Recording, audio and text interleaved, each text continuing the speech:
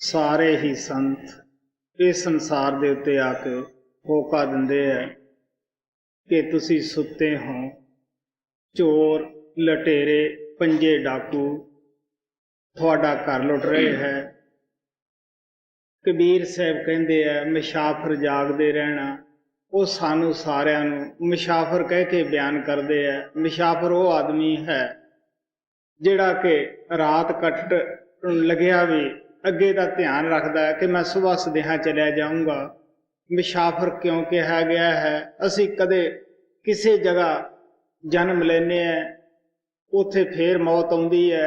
ਕਦੇ ਕਿਸੇ ਜਗ੍ਹਾ ਜਾ ਕੇ ਜਨਮ ਲੈਂਦੇ ਹਾਂ, ਫੇਰ ਮੌਤ ਆਉਂਦੀ ਹੈ। ਮੁਸਾਫਰ ਉਹੀ ਹੈ ਕਿ ਜਿਹੜਾ ਇੱਕ ਜਗ੍ਹਾ ਆਪਣਾ ਟਿਕਾਣਾ ਨਾ ਬਣਾ ਸਕੇ। ਇਹੀ ਹਾਲਤ ਸਾਡੀ ਹੈ। ਸੰਤ ਜਦ ਸਾਨੂੰ ਮੁਸਾਫਰ ਕਹਿ ਕੇ ਬਿਆਨ ਕਰਦੇ ਹੈ, ਅਸੀਂ ਮੰਨਣ ਵਾਸਤੇ ਤਿਆਰ ਨਹੀਂ ਕਿ ਅਸੀਂ ਮੁਸਾਫਰ ਹਾਂ। ਇਸ ਵਾਸਤੇ ਕਬੀਰ ਸਾਹਿਬ ਕਹਿੰਦੇ ਆ ਮੁਸਾਫਰ ਜਾਗਤੇ ਰਹਿਣਾ। नगर में चोर आते हैं, जरा सी नींद गफलत में देख कर झटपट गठड़ी उठाते हैं। जिन्हों वो थोड़ी जी गफलत करते देखते हैं, उसकी जो पूंजी है नाम दी लुट लेंदे है। नामदेव जी कहते हैं गहरी करके नीम खड़ाई, उपर मंडप छाए, मार कंडे ते को दिखाई, जिन तरन धर्म बुलाए। कैरों पांडो बड़े मशहूर बादशाह हिंदुस्तान दे विच होए हन, काफ़ी शक्तिशाली सन। कहन लगे कि अज कित्थे आ वो राजा रावण ने बहुत सारे साधन करके बड़ी सेंस दे अंदर तरक्की कीती सीगी, बहुत वड्डे परिवार वाला सीगा। अज उहदे दीवा बाती करन वाला भी कोई नहीं। नामदेव जी कहते हैं लंका गढ़ सोने दा पिया, मूर्ख रावण क्या ले गया। इथों की ले गया? हथ झाड़ के चलिया गया। गुरु नानक साहब कहते हैं राम गयो रावण गयो, जा को बहु परिवार, कहो नानक थिर कछ नहीं, सुफने ज्यों संसार। सुफना रात नूं आउंदा है, सच प्रतीत हुंदा है, लेकिन जब अख खुलदी है पता लगता है कि इह तां सुफना सी।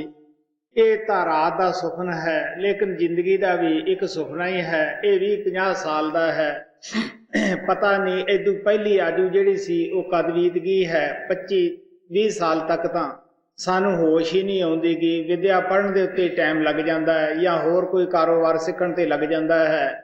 ਇਸੇ ਤਰ੍ਹਾਂ ਜਵਾਨੀ ਆਉਂਦੀ ਹੈ, ਫਿਰ ਕਿਹੜਾ ਅਸੀਂ ਉਸ ਪਾਸੇ ਸੋਚਦੇ ਹਾਂ ਜਾਂਦੇ ਹਾਂ। ਫਿਰ ਵੀ ਉਸ ਨਸ਼ੇ ਮਗਰੂਰੀ ਦੇ ਵਿੱਚ ਅਸੀਂ ਤੁਰੇ ਫਿਰਦੇ ਹਾਂ। ਵਡੇਪਾ ਆ ਜਾਂਦਾ ਹੈ, ਬਿਮਾਰੀਆਂ ਘੇਰ ਲੈਂਦੀਆਂ ਹਨ। ਸੋ ਮਹਾਤਮਾ ਸਾਨੂੰ ਦੱਸਦੇ ਆ ਅਸੀਂ ਮੁਸਾਫਰ ਹਾਂ। ਇਹ ਜਿਹੜੇ ਠੱਗ ਹੈ, ਪੰਜੇ ਡਾਕੂ, ਕਾਮ ਕ੍ਰੋਧ ਲੋਭ ਮੋਹ ਹੰਕਾਰ, ਸਾਰੇ ਸੰਸਾਰ ਦੀ ਪੂੰਜੀ ਨੂੰ ਲੁੱਟ ਰਹੇ ਹੈ। ਔਰ ਮਹਾਤਮਾ ਇਹਨਾਂ ਤੋਂ ਸੁਚੇਤ ਕਰਨ ਵਾਸਤੇ ਆਉਂਦੇ ਹੈ। ਇਹਨਾਂ ਕੋਲੇ ਅਜੀਬ ਹੀ ਕਿਸਮ ਦੇ ਤਰੀਕੇ ਹੈ। ਮਹਾਰਾਜ ਸਾਵਣ ਸਿੰਘ ਆਪਦੀ ਜੀਵਨ ਘਟਨਾ ਦੀ ਆਰਮੀ ਦੀ ਇੱਕ ਕਹਾਣੀ ਸੁਣਾਉਂਦੇ ਹੁੰਦੇ ਸਨ ਕਿ ਇੱਕ ਸਿਪਾਹੀ ਸੀਗਾ ਜਿਸ ਦਾ ਕਿ ਕਾਫੀ ਰੁਪਇਆ, ਕੋਈ 2000 ਰੁਪਇਆ ਉਸਦਾ ਆਰਮੀ ਦੇ ਅੰਦਰ ਸ਼ਾਹੂਕਾਰਾਂ ਦੇ ਠੇਕੇ ਹੁੰਦੇ ਆ, ਉਹ ਠੇਕੇਦਾਰ ਦੇ ਪਾਸ ਜਮ੍ਹਾਂ ਸੀਗਾ। ਫਰੰਟੀਅਰ ਦੇ ਅੰਦਰ ਲੜਾਈ ਲੱਗੀ ਸੀ। ਪਠਾਨ ਲੋਕ ਆਮ ਤੌਰ ਦੇ ਉੱਤੇ ਅੰਗਰੇਜ਼ਾਂ ਨਾਲ ਲੜ ਰਹੇ ਸਨ। ਉਹ ਸਿਪਾਹੀ ਜਿਸ ਘੋੜੀ ਤੇ ਸਵਾਰ ਸੀਗਾ, ਉਹ ਘੋੜੀ ਉਸ ਨੂੰ ਮੂੰਹ ਜ਼ੋਰ ਦੁਸ਼ਮਣਾਂ ਦੇ ਵਿੱਚ ਲੈ ਗਈ। ਉਹਨਾਂ ਨੇ ਕਈ ਗੋਲੀਆਂ ਮਾਰੀਆਂ, ਉਹ ਸਿਪਾਹੀ ਮਰ ਗਿਆ। ਮਹਾਜਨਾਂ ਨੇ ਲਾਲਚ ਵਸ ਹੋ ਕੇ ਉਹ ਜਿਹੜਾ ਰੁਪਇਆ ਸੀ 2000 ਉਹ ਉਹਦੇ ਵਾਰਸਾਂ ਨੂੰ ਨਾ ਦਿੱਤਾ, ਕਿਸੇ ਕੋਲੇ ਗੱਲ ਵੀ ਨਹੀਂ ਕੀਤੀ। ਆਰਮੀ ਦਾ ਇਹ ਕਾਨੂੰਨ ਹੁੰਦਾ ਹੈ, ਅਗਰ ਕੋਈ ਜਵਾਨ ਸਰੀਰ ਛੱਡ ਜਾਂਦਾ ਹੈ, ਜੋ ਵੀ ਉਸਦਾ ਹਿਸਾਬ ਕਿਤਾਬ ਹੈ ਉਹਦੇ ਮਾਤਾ ਪਿਤਾ ਨੂੰ ਜਾਂ ਉਹਦੇ ਵਾਰਸਾਂ ਦਾ ਉਹ ਬੇਬਾਕ ਕਰਦੇ ਹੈ। ਲੇਕਿਨ ਮਹਾਜਨਾਂ ਨੇ ਐਸਾ ਨਾ ਕੀਤਾ। ਲਾਲਚ ਵਸ ਦੇ ਵਿੱਚ ਵਕਤ ਪਾ ਕੇ ਮਾਲਕ ਦੀ ਮੌਜ ਹੋਈ। ਮੈਂ ਰਾਤੀ ਸਤਸੰਗ ਦੇ ਵਿੱਚ ਦੱਸਿਆ ਸੀ, ਗੁਰੂ ਨਾਨਕ ਦੇਵ ਨੇ ਕਿਹਾ ਸੀ ਕਿ ਲਏ ਦਿੱਤੇ ਬਿਨ ਰਹੇ ਨਾ ਕੋਏ। ਲਏ ਦਿੱਤੇ ਬਿਨਾਂ ਕੋਈ ਰਹਿੰਦਾ ਨਹੀਂ ਗਾ। ਜ਼ਰੂਰ ਕੋਈ ਪੁੱਤ ਬਣ ਕੇ ਲੈਂਦਾ, ਕੋਈ ਧੀ ਬਣ ਕੇ ਲੈਂਦਾ, ਕੋਈ ਭੈਣ ਭਰਾ ਬਣ ਕੇ ਲੈ ਜਾਂਦਾ ਹੈ। ਇਹ ਦੇਣੇ ਲੈਣੇ ਦੇ ਹਿਸਾਬ ਕਿਤਾਬ ਦੇ ਮੁਤਾਬਕ ਹੀ ਅਸੀਂ ਕੁਟੁੰਬ ਪਰਿਵਾਰ ਬਣ ਜਾਂਦੇ ਹਾਂ। ਜਦੋਂ ਸਾਡਾ ਖਤਮ ਹੋ ਜਾਂਦਾ ਹੈ ਉਦੋਂ ਅਸੀਂ ਇੱਕ ਦੂਜੇ ਦਾ ਸਾਥ ਛੱਡ ਜਾਂਦੇ ਹਾਂ। ਸੋ ਇਸੇ ਤਰ੍ਹਾਂ ਉਹ ਜਿਹੜੀ ਘੋੜੀ ਸੀਗੀ ਜਿਸ ਦੇ ਉੱਪਰ ਉਹ ਸਿਪਾਹੀ ਸਵਾਰ ਸੀਗਾ, ਉਹ ਤਾਂ ਲੜਕੀ ਦੀ ਜੂਨ ਦੇ ਵਿੱਚ ਆਈ, ਔਰ ਉਹ ਜਿਹੜਾ ਸਿਪਾਹੀ ਸੀ ਉਸੇ ਸ਼ਾਹੂਕਾਰ ਦੇ ਘਰੇ ਉਹ ਲੜਕਾ ਬਣ ਕੇ ਪੈਦਾ ਹੋਇਆ। 20 ਸਾਲ ਦਾ ਉਹਨਾਂ ਦੇ ਘਰ ਦੇ ਵਿੱਚ ਗੱਭਰੂ ਹੋਇਆ, ਔਰ ਉਸੇ ਲੜਕੀ ਦੇ ਨਾਲ ਉਸ ਦੀ ਸ਼ਾਦੀ ਹੋਈ। ਜਦ ਉਹ ਘਰੇ ਆ ਗਈ, ਲੜਕਾ ਬਿਮਾਰ ਹੋਇਆ, ਮਾਤਾ ਪਿਤਾ ਨੇ ਬੜਾ ਇਲਾਜ ਕਰਾਇਆ, ਵੱਧ ਤੋਂ ਵੱਧ ਇਲਾਜ ਕਰਾਇਆ, ਪੈਸਾ ਬੜਾ ਸੀਗਾ। ਆਖਰ ਜਦ ਸਾਰੇ ਪਾਸਿਓਂ ਡਾਕਟਰਾਂ ਦਾ ਕੋਈ ਚਾਰਾ ਨਾ ਚੱਲਿਆ, ਦਿਲ ਦੇ ਵਿੱਚ ਖਿਆਲ ਆਇਆ ਕਿ ਕੋਈ ਟੂਣਾ ਹੀ ਕਰਾ ਕੇ ਦੇਖੀਏ, ਕੋਈ ਥੌਲਾ ਵਗੈਰਾ ਕਰਾ ਕੇ ਦੇਖੀਏ, ਕੋਈ ਜੰਤਰ ਤਵੀਤ ਵਗੈਰਾ ਕਰਾ ਕੇ ਦੇਖੀਏ। ਬਾਹਰ ਇੱਕ ਮਸਜਿਦ ਦਾ ਮੁੱਲਾ ਰਹਿੰਦਾ ਸੀਗਾ, ਉਹਦੇ ਪਾਸ ਉਹ ਸ਼ਾਹੂਕਾਰ ਗਿਆ, ਕਹਿਣ ਲੱਗਾ ਮੇਰਾ ਲੜਕਾ ਬਿਮਾਰ ਹੈ, ਉਹਨੂੰ ਕੋਈ ਵੀ ਦਵਾਈ ਨਹੀਂ ਲੱਗਦੀ, ਅਗਰ ਬਾਬਾ ਤੇਰੇ ਦਿਮਾਗ ਵਿੱਚ ਕੁਝ ਆਉਂਦਾ ਹੈ, ਤੂੰ ਕਰ ਸਕਦਾ, ਤੂੰ ਚੱਲ।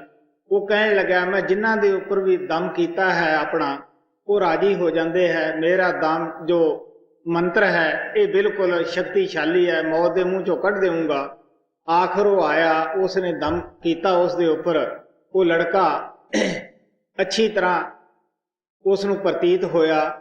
ਉਹ ਸ਼ੇਠ ਨੇ ਜਦ ਜੇਬ ਦੇ ਵਿੱਚ ਹੱਥ ਪਾਇਆ, 2.5 ਰੁਪਏ ਹੀ ਨਿਕਲੇ, ਔਰ ਉਸ ਮੌਲਵੀ ਨੂੰ ਸ਼ੇਠ ਕਹਿਣ ਲੱਗਿਆ ਕਿ ਬਈ ਅੱਗੇ ਤਾਂ ਮੈਂ ਕਾਫੀ ਪੈਸੇ ਜੇਬ 'ਚ ਹੁੰਦੇ ਸੀ, ਪਰ ਤੇਰੇ ਕਰਮਾਂ ਦਾ ਹੀ ਖੇਲ ਹੈ, ਅੱਜ 2.5 ਰੁਪਏ ਹੀ ਮੇਰੇ ਪਾਸ ਨਿਕਲੇ ਹਨ। ਸ਼ਾਮ ਨੂੰ ਜਦੋਂ ਆਏਗਾ ਮੈਂ ਤੈਨੂੰ ਫੇਰ ਖੁਸ਼ ਕਰੂੰਗਾ, ਅੱਜ 2.5 ਰੁਪਏ ਦਾ ਤੂੰ ਲੈ ਲਾ। ਆਖਰ ਉਹ ਰੁਪਏ ਲੈ ਕੇ ਚਲਿਆ ਗਿਆ। ਲੜਕੇ ਨੂੰ ਉਹ ਪਿਤਾ ਪੁੱਛਦਾ ਹੈ ਕਿਉਂ ਬੇਟਾ, ਰਾਜੀ ਹੈ, ਖੁਸ਼ੀ ਹੈ? ਉਹ ਕਹਿਣ ਲੱਗਿਆ ਕਿ ਤੂੰ ਮੈਨੂੰ ਸਿਆਣਦਾ ਹੈ ਮੈਂ ਕੌਣ ਹੈ? ਮੈਂ ਤੇਰਾ ਬੇਟਾ ਨਹੀਂ, ਤੂੰ ਮੇਰਾ ਬਾਪ ਨਹੀਂ ਗਾ, ਮੈਂ ਉਹ ਸਿਪਾਹੀ ਹਾਂ ਜਿਹਦਾ 2000 ਰੁਪਇਆ ਤੈਂ ਰੱਖਿਆ ਸੀਗਾ। ਹਿਸਾਬ ਲਾ ਕੇ ਦੇਖ ਲਾ, ਜਿਤਨੇ ਵੀ ਪੈਸੇ ਤੈਂ ਮੇਰੇ ਦੱਬੇ ਸੀਗੇ ਡਾਕਟਰਾਂ ਨੂੰ ਉਨੇ ਹੀ ਤੈਂ ਦਿੱਤੇ ਆ, ਆ 2.5 ਰੁਪਈਆਂ ਦੀ ਕਮੀ ਸੀ, ਇਹ ਮੈਂ ਮੌਲਵੀ ਨੂੰ ਦਵਾ ਚੱਲਿਆ ਹਾਂ। ਇਹ ਉਹ ਜਿਹੜੀ ਮੈਨੂੰ ਵਿਆਹੀ ਹੈ, ਇਹ ਉਹ ਘੋੜੀ ਹੈ ਜਿਸਨੇ ਕਿ ਮੈਨੂੰ ਮਰਵਾਇਆ ਸੀਗਾ, ਇਹਨੂੰ ਇਹ ਹੀ ਸਜ਼ਾ ਹੈ ਕਿ ਸਾਰੀ ਜ਼ਿੰਦਗੀ ਰੋਵੇਗੀ, ਘੋੜੀ ਦੀ ਤਰ੍ਹਾਂ ਹਿਣਕੇਗੀ, ਕਿਉਂਕਿ ਇਸ ਨਾਲ ਮੇਰਾ ਇੰਨਾ ਹੀ ਸੰਬੰਧ ਸੀਗਾ। ਹੁਣ ਤੂੰ ਸਾਰੀ ਜ਼ਿੰਦਗੀ ਤੇਰੀ ਢੂਈ ਤੋੜ ਚੱਲਿਆ ਹੈ, ਔਰ ਸਾਰੀ ਜ਼ਿੰਦਗੀ ਰੋਵੇਂਗਾ, ਚਲਿਆਵੇਂਗਾ। ਆਖਰ ਉਹ ਸ਼ਾਹੂਕਾਰ ਨੂੰ ਜਦ ਸਾਰਾ ਕੁਝ ਦੱਸ ਦਿੱਤਾ ਸੀ, ਗਿਆਨ ਹੋਇਆ ਕਿ ਮੈਂ ਹੁਣ ਕਿਹਨੂੰ ਰੋਵਾਂ, ਸਿਪਾਹੀ ਨੂੰ ਰੋਵਾਂ ਕਿ ਘੋੜੀ ਨੂੰ ਰੋਵਾਂ। ਚੁੱਪ ਰਿਹਾ। ਮਹਾਰਾਜ ਜੀ ਦੱਸਦੇ ਹੁੰਦੇ ਸੀਗੇ, ਇਹ ਸਹਾਰਨਪੁਰ ਦਾ ਵਾਕਿਆ ਹੈ। ਕਹਿਣ ਲੱਗੇ ਅਸੀਂ ਇੱਧਰ ਹਰਿਦੁਆਰ ਦੀ ਤਰਫੋਂ, ਆਗਰਾ ਦੀ ਤਰਫੋਂ ਜਾ ਰਹੇ ਸੀਗੇ ਪੰਜਾਬ ਨੂੰ, ਰਸਤੇ ਦੇ ਵਿੱਚ ਉਹ ਠੇਕੇਦਾਰ ਮਿਲਿਆ। ਉਸਨੇ ਕਿਹਾ ਕਿ ਮਹਾਰਾਜ ਤੁਸੀਂ ਕਿੱਧਰੋਂ ਜਾ ਰਹੇ, ਕਿੱਧਰੋਂ ਆ ਰਹੇ? ਉਹਨਾਂ ਨੇ ਸਾਰੀ ਹਾਲਤ ਦੱਸੀ। ਉਹ ਕਹਿਣ ਲੱਗੇ ਕਿ ਅੱਜ ਤਾਂ ਤੁਸੀਂ ਇੱਥੇ ਸਹਾਰਨਪੁਰ ਹੀ ਉਤਰ ਜਾਓ, ਇੱਥੇ ਰਹੋ। ਉੱਥੇ ਮਹਾਰਾਜ ਜੀ ਉਤਰੇ। ਰਾਤ ਨੂੰ ਉਹਨਾਂ ਨੇ ਅੱਛੇ ਖਾਣੇ ਬਣਾਏ। ਜਦ ਖਾਣੇ ਪਰੋਸ ਕੇ ਅੱਗੇ ਰੱਖੇ, ਉਹ ਜਿਹੜੀ ਲੜਕੀ ਸੀ ਨੂੰਹ ਬਣੀ ਹੋਈ ਉਹ ਸ਼ੇਠ ਦੀ, ਉਹ ਬੜੀ ਹੀ ਰੋਣ ਲੱਗੀ ਕਿ ਮੇਰੇ ਸਿਰ ਉਤਲਾ ਮਰ ਗਿਆ ਹੈ। ਇਹ ਸ਼ਾਹੂਕਾਰ ਨੇ ਉਸ ਦਿਨ ਦਾ ਕੋਈ ਵੀ ਸੋਗ ਨਹੀਂ ਮਨਾਇਆਗਾ। ਲੋਕ ਆਉਂਦੇ ਆ, ਕਹਿੰਦਾ ਭਾਣਾ ਹੈ, ਇਹਨੇ ਸੋਗ ਨਹੀਂ ਮਨਾਇਆ, ਇਸ ਦਾ ਪੁੱਤਰ ਨਹੀਂ ਸੀਗਾ, ਕੀ ਇਹ ਕੋਈ ਮੁੱਲ ਲਿਆਇਆ ਸੀਗਾ? ਉਹ ਰੋਣ ਲੱਗੀ। ਕਮ ਸੇ ਕਮ ਇਸ ਮਹਾਤਮਾ ਤੇ ਇਸ ਨੂੰ ਸਮਝਾ ਕੇ ਜਾਏਗਾ ਕਿ ਲੜਕਿਆਂ ਦੇ ਬੜੇ ਦਰਦ ਹੁੰਦੇ ਹੈ। ਮਹਾਰਾਜ ਜੀ ਕਹਿਣ ਲੱਗੇ ਬਈ ਇਹ ਰੋਣ ਦੀ ਆਵਾਜ਼ ਕਿਹਦੀ ਹੈ, ਕਿਉਂ ਕੋਈ ਰੋ ਰਿਹਾ ਹੈ? ਉਹ ਕਹਿਣ ਲੱਗੇ ਜੀ ਤੁਸੀਂ ਖਾਣਾ ਖਾਓ, ਤੁਸੀਂ ਕੀ ਲੈਣਾ ਹੈ? ਆਖਰ ਜਦ ਮਹਾਰਾਜ ਨੇ ਪੁੱਛਿਆ, ਉਸਨੇ ਸਾਰੀ ਕਹਾਣੀ ਸੁਣਾ ਦਿੱਤੀ ਕਿ ਜੀ ਇਹ ਫਲਾਣੇ ਨੰਬਰ ਦਾ ਜਿਹੜਾ ਸਿਪਾਹੀ ਸੀਗਾ, ਉਸ ਦਾ 2000 ਰੁਪਇਆ ਮੇਰੇ ਪਾਸ ਅਮਾਨਤ ਸੀ। ਜਦ ਉਹ ਮਰ ਗਿਆ, ਦੁਸ਼ਮਣ ਨੇ ਗੋਲੀਆਂ ਨਾਲ ਮਾਰ ਦਿੱਤਾ ਘੋੜੀ ਦੇ ਉੱਪਰ ਜਾ ਕੇ। ਉਹ ਘੋੜੀ ਤਾਂ ਇਹ ਲੜਕੀ ਬਣੀ ਆ ਕੇ, ਔਰ ਉਹ 2000 ਰੁਪਇਆ ਜਿਹੜਾ ਮੈਂ ਲਾਲਚ ਵਸ ਦੱਬ ਗਿਆ ਸੀਗਾ, ਮੇਰੇ ਘਰੇ ਉਹ ਲੜਕਾ ਬਣ ਕੇ ਪੈਦਾ ਹੋਇਆ, 20 ਸਾਲ ਪੈਦਾ ਹੋਇਆ। ਔਰ ਇਸ ਤਰ੍ਹਾਂ 2.5 ਰੁਪਏ ਰਹਿੰਦੇ ਸੀ, ਬਾਕੀ ਤਾਂ ਡਾਕਟਰਾਂ ਦੇ ਦਿੱਤੇ ਸੀਗੇ, ਉਹ ਵੀ ਉਹ ਜਾਂਦਾ ਹੋਇਆ ਮੌਲਵੀ ਨੂੰ ਦਬਾ ਗਿਆ ਹੈ। ਹੁਣ ਜੇ ਤਾਂ ਮੈਨੂੰ ਮਹਾਰਾਜ ਉਹ ਨਾ ਦੱਸਦਾ ਤਾਂ ਮੈਂ ਰੋਂਦਾ ਪਿੱਟਦਾ ਕਿ ਮੇਰਾ ਲੜਕਾ ਗੁਜ਼ਰ ਗਿਆ ਹੈ ਔਰ ਇਹ ਮੇਰੀ ਨੂੰਹ ਰੰਡੀ ਹੈ। ਹੁਣ ਮੈਨੂੰ ਅੱਛੀ ਤਰ੍ਹਾਂ ਦੱਸ ਗਿਆ, ਤੁਸੀਂ ਆਪ ਹੀ ਦੱਸੋ ਕਿ ਮੈਂ ਘੋੜੀ ਨੂੰ ਰੋਵਾਂ ਜਾਂ ਸਿਪਾਹੀ ਨੂੰ ਰੋਵਾਂ? ਇਹ ਤਾਂ ਦੇਣੇ ਲੈਣੇ ਦਾ ਸਾਰਾ ਕਾਰੋਬਾਰ ਹੈ। ਸੋ ਇਸ ਵਾਸਤੇ ਉਹ ਕਹਿਣ ਲੱਗੇ ਅਗਰ ਨਾ ਦੱਸਦਾ ਤਾਂ ਮੇਰੀ ਢੂਈ ਕਦੇ ਵੀ ਸਿੱਧੀ ਨਹੀਂ ਹੋ ਸਕਦੀ ਸੀ, ਮੈਂ ਰੋਣਾ ਸੀ, ਪਿੱਟਣਾ ਸੀਗਾ। ਸੋ ਐਸੇ ਵੀ ਜਦ ਸਾਡੇ ਆਪਣੇ ਹੀ ਕਰਮਾਂ ਦਾ ਹਿਸਾਬ ਕਿਤਾਬ ਘਰ ਦੇ ਵਿੱਚ ਕੋਈ ਹੋ ਜਾਂਦਾ ਹੈ, ਔਰ ਇਹ ਵੀ ਇੱਕ ਕਾਲ ਦਾ ਧੋਖਾ ਹੈ। ਅਸੀਂ ਸਾਰੀ ਜ਼ਿੰਦਗੀ ਇਹ ਨਹੀਂ ਸੋਚਦੇ ਗੇ ਕਿ ਜਦ ਅਸੀਂ ਪੈਦਾ ਹੋਏ ਸੀਗੇ ਕਿ ਅਸੀਂ ਭੈਣ ਭਰਾ ਸਾਥ ਲਿਆਏ ਸੀ, ਕਿ ਧਨ ਦੌਲਤ ਨਾਲ ਲਿਆਏ ਸੀਗੇ।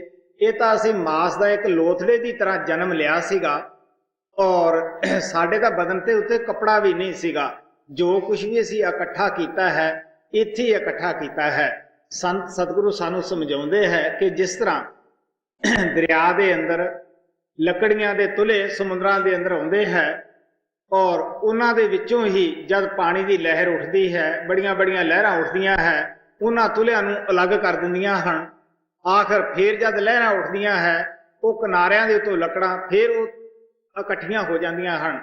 ਸੋ ਮਹਾਤਮਾ ਸਾਨੂੰ ਦੱਸਦੇ ਹੈ ਜਦ ਕਰਮਾਂ ਦੀ ਲਹਿਰ ਉੱਠਦੀ ਹੈ, ਅਸੀਂ ਭੈਣ ਭਰਾ ਮਾਤਾ ਪਿਤਾ ਇੱਕ ਪਰਿਵਾਰ ਦੀ ਸ਼ਕਲ ਦੇ ਵਿੱਚ ਰਹਿਣ ਲੱਗ ਜਾਂਦੇ ਹਾਂ। ਜਦ ਦੂਸਰੀ ਕਰਮਾਂ ਦੀ ਲਹਿਰ ਉੱਠਦੀ ਹੈ, ਅਸੀਂ ਇੱਕ ਦੂਸਰੇ ਦਾ ਸਾਥ ਛੱਡ ਕੇ ਚਲੇ ਜਾਂਦੇ ਹਾਂ। ਨਾ ਤਾਂ ਮਾਤਾ ਜਾਣ ਲੱਗੀ ਕਹਿੰਦੀ ਹੈ ਕਿ ਬੇਟਾ ਮੈਂ ਫਲਾਣੇ ਥਾਂ ਜਾ ਰਹੀ ਹਾਂ, ਜਾਂ ਮੈਂ ਫਲਾਣੇ ਥਾਂ ਆਈ ਸੀ, ਨਾ ਬੇਟਾ ਹੀ ਦੱਸਦਾ ਹੈ। ਅਸੀਂ ਕੀ ਕਰਦੇ ਹਾਂ, ਕਾਲ ਦੇ ਵੱਸ ਹੋ ਕੇ, ਮਨ ਦੇ ਵੱਸ ਹੋ ਕੇ, ਇਹਨਾਂ ਡਾਕੂਆਂ ਦੇ ਵੱਸ ਹੋ ਕੇ, ਮੋਹ ਦੇ ਵੱਸ ਹੋ ਕੇ ਅਸੀਂ ਰੋਨੇ ਹਾਂ। ਸਾਰੀ ਜ਼ਿੰਦਗੀ ਚੀਖੋ ਪੁਕਾਰ ਕਰਦੇ ਕੱਢ ਜਾਂਦੇ ਹਾਂ। ਗੁਰੂ ਨਾਨਕ ਸਾਹਿਬ ਕਹਿੰਦੇ ਆ ਉਹ ਨਾ ਸੁਣੀ ਕਤਿ ਤੁਮ ਲੋਕ ਸੁਣਾਵੋ। ਆਪ ਕਹਿਣ ਲੱਗੇ ਉਹ ਤਾਂ ਸੁਣਦਾ ਨਹੀਂ। ਫਿਰ ਗੁਰੂ ਨਾਨਕ ਸਾਹਿਬ ਕਹਿੰਦੇ ਆ ਬਾਲਕ ਮਰੇ ਬਾਲਕ ਕੀ ਲੀਲਾ, ਕਹਿ ਕਹਿ ਰੋਵੇ ਬਾਲ ਰੰਗੀਲਾ। ਜੇ ਭਲਾ ਛੋਟਾ ਜਿਹਾ ਮਰ ਜਾਵੇ ਫਿਰ ਅਸੀਂ ਕੀ ਕਰਦੇ ਹਾਂ ਕਿ ਕਹਿੰਦੇ ਆ ਉਹ ਬੱਚਾ ਬੜਾ ਅੱਛਾ ਸੀ, ਬਾਹਰੋਂ ਆਉਂਦਾ ਸੀਗਾ, ਸਾਡਾ ਥਕੇਵਾਂ ਹੀ ਲੈ ਜਾਂਦਾ ਸੀਗਾ, ਉਹ ਬੜੀਆਂ ਅੱਛੀਆਂ ਅੱਛੀਆਂ ਦੰਦੀਆਂ ਨਿਕਾਲਦਾ ਸੀਗਾ। ਅਗਰ ਜੇ ਕੋਈ ਗੱਭਰੂ ਬੜਾ ਹੋਇਆ ਗੁਜ਼ਰ ਜਾਂਦਾ ਹੈ, ਫੇਰ ਕੀ ਕਰਦੇ ਹੈ, ਮਾਇਆ ਕਾਰਨ ਪਿੜ ਬੰਦ ਰੋਵੇ। ਆਪ ਕਹਿੰਦੇ ਝੂਠਾ ਰੋਵਣ ਹਾਰਾ ਹੈ। ਅਸੀਂ ਫਿਰ ਮਾਇਆ ਦੀ ਖਾਤਰ ਰੋਨੇ ਹੈ। ਗੱਭਰੂ ਹੋ ਗਿਆ ਸੀਗਾ, ਪੜ੍ਹਾਇਆ ਲਿਖਾਇਆ ਸੀਗਾ, ਹੁਣ ਤਾਂ ਉਸਨੇ ਸਾਨੂੰ ਕਮਾਈ ਕਰਕੇ ਖਵਾਉਣੀ ਸੀਗੀ। ਸੋ ਅਸੀਂ ਉਸ ਵਿਚਾਰੇ ਦੀ ਆਤਮਾ ਨੂੰ ਤਾਂ ਵਿਲਕਦੇ ਨਹੀਂ ਕਿ ਉਸ ਦੀ ਆਤਮਾ ਨਾਲ ਕੀ ਹੋਇਆ ਹੋਊਗਾ, ਕਿ ਸਤਿਗੁਰੂ ਨੇ ਸੰਭਾਲ ਕੀਤੀ ਜਾਂ ਨਹੀਂ ਕੀਤੀ, ਜਾਂ ਉਹਦੀ ਖਾਤਰ ਭਜਨ ਅਭਿਆਸ ਕਰੀਏ। ਅਸੀਂ ਆਪਣੇ ਹੀ ਧੰਦਿਆਂ ਵਾਸਤੇ ਰੋਨੇ ਆ ਕਿ ਸਾਡਾ ਇਹ ਨੁਕਸਾਨ ਹੋ ਗਿਆ, ਇਹ ਹੋ ਗਿਆ। ਸੋ ਮਹਾਤਮਾ ਪਿਆਰ ਦੇ ਨਾਲ ਸਾਨੂੰ ਸਮਝਾਉਂਦੇ ਆ ਇਹ ਕਿਉਂ ਕਿ ਅਸੀਂ ਮੋਹ ਡਾਕੂ ਦੇ ਵਸ ਪੈ ਕੇ ਐਸਾ ਕਰਦੇ ਹਾਂ। ਸੋ ਸੰਤ ਮਹਾਤਮਾ ਨਾ ਤਾਂ ਕੋਈ ਨਵੀਂ ਕੌਮ ਬਣਾਉਣ ਵਾਸਤੇ ਆਉਂਦੇ ਆ, ਨਾ ਪਹਿਲਾਂ ਬਣੀ ਕਿਸੇ ਦੀ ਤੋੜਨ ਵਾਸਤੇ ਆਉਂਦੇ ਆ। ਸਭ ਸੰਤ ਅੰਦਰੋਂ ਇੱਕ ਹੁੰਦੇ ਹੈ, ਉਹ ਮਾਲਕ ਦੇ ਭੇਜੇ ਆਉਂਦੇ ਹੈ। ਕਬੀਰ ਸਾਹਿਬ ਕਹਿੰਦੇ ਹੈ ਕਿ ਸੰਤ ਸੰਤ ਕੋ ਦੋ ਕਰ ਜਾਨੀ, ਸੋਜਨ ਜਾਨ ਨਰਕ ਦੀ ਖਾਨੀ। ਜੋ ਵੀ ਸੰਤ ਕਮਾਈ ਕਰਕੇ ਸੱਚਖੰਡ ਪਹੁੰਚ ਗਿਆ ਉਹ ਇੱਕ ਹੈ। ਉਹਨਾਂ ਦਾ ਪਿਆਰ ਹੁੰਦਾ ਆਪਸਰੀ ਮੇ, ਉਹ ਸਹੇਲੀਆਂ ਹੁੰਦੀਆਂ ਹਨ। ਇਸ ਵਾਸਤੇ ਜਿਹੜਾ ਉੱਥੇ ਪਹੁੰਚਿਆ ਹੀ ਨਹੀਂ ਉਹ ਕਿਸ ਤਰ੍ਹਾਂ ਸੰਤ ਹੋ ਸਕਦਾ ਹੈ। ਸੋ ਇਸੇ ਵਾਸਤੇ ਤੁਹਾਡੇ ਅੱਗੇ ਸਵਾਮੀ ਜੀ ਮਹਾਰਾਜ ਦਾ ਛੋਟਾ ਜਿਹਾ ਸ਼ਬਦ ਮੈਂ ਰੱਖਦਾ ਹਾਂ। ਕੱਲ ਗੁਰੂ ਨਾਨਕ ਦੀ ਬਾਣੀ ਮੈਂ ਸੁਣਾਈ ਸੀ। ਸਾਡਾ ਮੁਖਤਲਿਫ ਮਹਾਤਮਾ ਦੀ ਬਾਣੀ ਲੈਣ ਤੋਂ ਇਹ ਭਾਵ ਹੁੰਦਾ ਹੈ ਕਿ 100 ਸਿਆਣਿਆਂ ਇੱਕੋ ਮਤ, ਮੂਰਖਾਂ ਆਪੋ ਆਪਣੀ। ਮਹਾਤਮਾ ਚਾਹੇ ਅੱਜ ਤੋਂ 500 ਸਾਲ ਪਹਿਲਾਂ ਪੈਦਾ ਹੋਇਆ, ਚਾਹੇ 5000 ਸਾਲ ਪਹਿਲਾਂ ਹੋਇਆ ਹੈ, ਹਰ ਇੱਕ ਮਹਾਤਮਾ ਦੀ ਬਾਣੀ ਦੇ ਅੰਦਰ ਨਾਮ ਸ਼ਬਦ ਸਤਸੰਗ ਦੀ ਮਹਿਮਾ ਹੈ। ਕਿਆ ਸੰਤ ਸਤਿਗੁਰੂ ਤੋਂ ਬਗੈਰ ਅਸੀਂ ਸਤਸੰਗ ਜਾਰੀ ਨਹੀਂ ਕਰ ਸਕਦੇ। ਉਹ ਆਉਂਦਾ ਹੈ ਤਾਂ ਆਪਣਾ ਸਤਸੰਗ ਜਾਰੀ ਕਰਦਾ ਹੈ। ਗੁਰੂ ਬਗੈਰ ਨਾਮ ਨਹੀਂ ਮਿਲਦਾ, ਨਾਮ ਤੋਂ ਬਗੈਰ ਮੁਕਤੀ ਨਹੀਂ। ਸੋ ਇਸ ਤਰ੍ਹਾਂ ਸਵਾਮੀ ਜੀ ਮਹਾਰਾਜ ਛੋਟੇ ਜਿਹੇ ਸ਼ਬਦ ਦੇ ਵਿੱਚ ਦੱਸਦੇ ਹੈ ਕਿ ਮਨ ਨੂੰ ਕਿਸ ਤਰ੍ਹਾਂ ਸੁੱਤੇ ਨੂੰ ਅਸੀਂ ਜਗਾਉਣਾ ਹੈ, ਕਿਹੜੀ ਤਾਕਤ ਹੈ ਜਿਹੜੀ ਇਸ ਮਨ ਨੂੰ ਜਗਾ ਸਕਦੀ ਹੈ ਜੀ। ਭਾਗ ਦੂਸਰਾ ਸ਼ਬਦ 19ਵਾਂ ਸਾਰ ਵਚਨ ਪੰਨਾ 125। ਸੋਤਾ ਮਨ ਕਸੈ ਜਾਗੇ ਪਾਈ, ਸੋ ਪਾਉ ਮੈਂ ਕਰੂੰ ਬਖਾਨ। ਸੋਤਾ ਮਨ ਕਸੈ ਜਾਗੇ ਪਾਈ, ਸੋ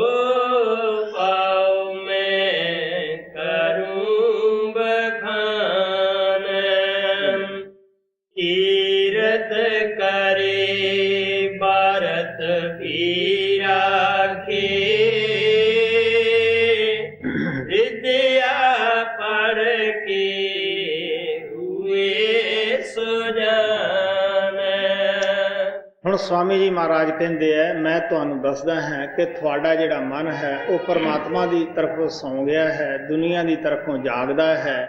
ਮੈਂ ਉਹ ਉਪਾਅ ਤੁਹਾਨੂੰ ਦੱਸਦਾ ਹਾਂ ਕਿ ਜਿਹਦੇ ਨਾਲ ਤੁਹਾਡਾ ਦੁਨੀਆ ਦੀ ਤਰਫੋਂ ਮਨ ਸੌਂ ਜਾਵੇ, ਪਰਮਾਤਮਾ ਦੀ ਤਰਫੋਂ ਜਾਗ ਪਵੇ।